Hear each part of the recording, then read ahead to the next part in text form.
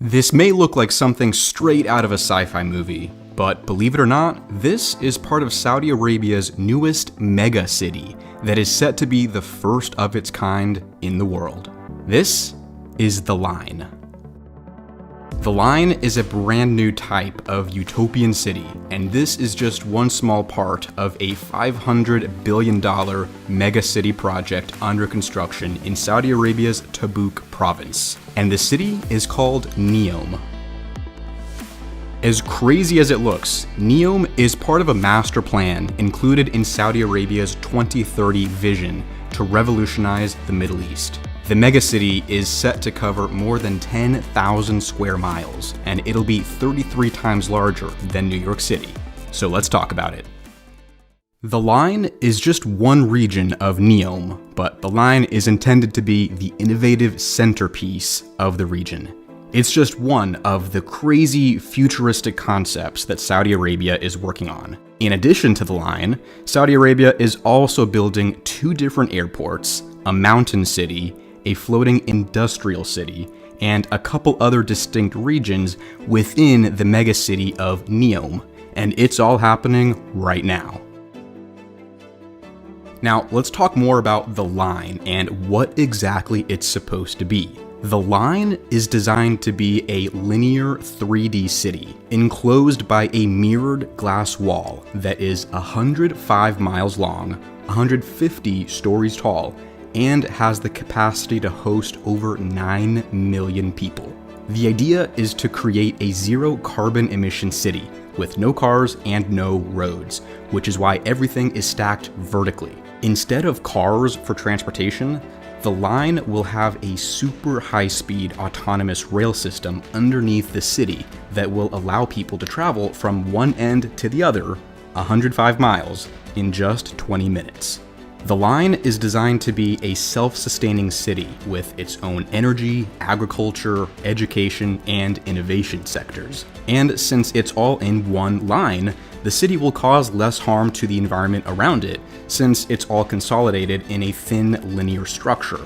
It'll have vertical farms, solar-powered greenhouses, and supposedly flying drones and helicopters to make the Line a self-sustaining city of the future. Actually, the whole thing isn't really one city. The Line will be made of dozens of interconnected city modules that are like self-contained units of a city that all connect to each other. So it's not exactly one singular linear city, it's more of a series of individual cities that are all connected to each other via the high-speed rail. Now, Neom isn't exactly just a city, or even a mega city.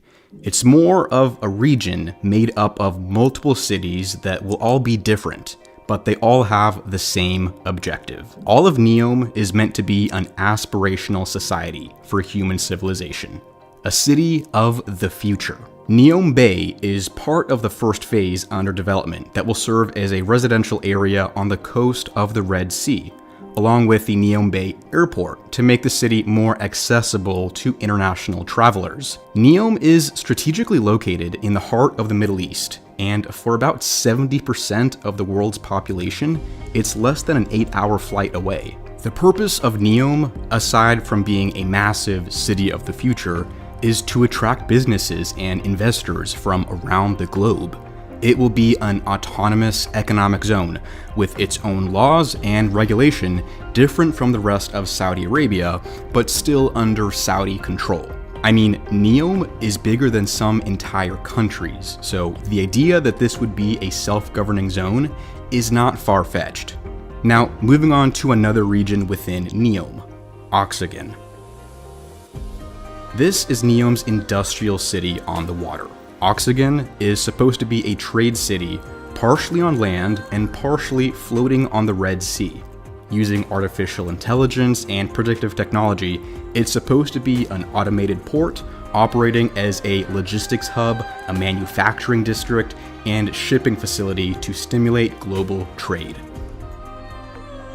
This emphasis on trade will be in addition to focusing heavily on research, development, and innovation for the people who live in Oxagon. Now, as cool as this project might seem, Saudi Arabia really hasn't given many details on Oxygen with regard to how much it's going to cost, how they're going to automate the whole city, or how they plan on engineering a floating city to actually stay afloat. Though a big part of Oxygen will be its automated ports, it will still be a heavily residential city within Neom. There will be tons of residential spaces on the floating city, along with a huge emphasis on education, environmental research, and protecting marine life by installing new coral reefs. Now, leaving the coast and heading up to the mountains, this is Trojena, the mountains of Neom. This part of Neom is located further inland, and it's a city that will be built up in the mountains. Trojena is a high-altitude, smart community, and it's all surrounding a massive man-made lake that will be called the Vault. It's supposed to be kind of like a year-round resort destination in the mountains of Saudi Arabia. You'll even be able to ski up there when Trojena is completed.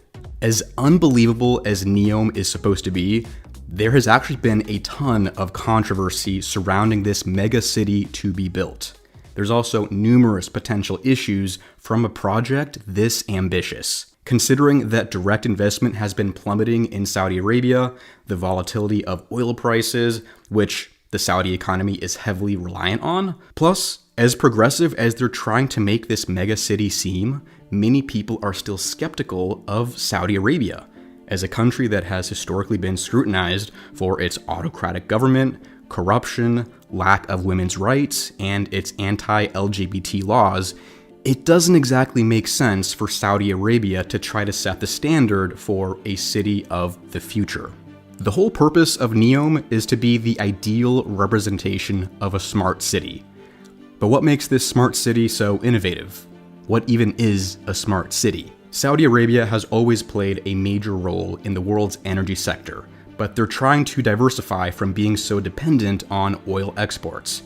And they want to include more sustainable energy in their new cities, so they're trying to make Neom as eco-friendly and self-sustainable as possible. Saudi Arabia is also trying to bring in foreign investment, new companies, and ultimately create a hub for innovation in biotech, environmental research, and world-class technology.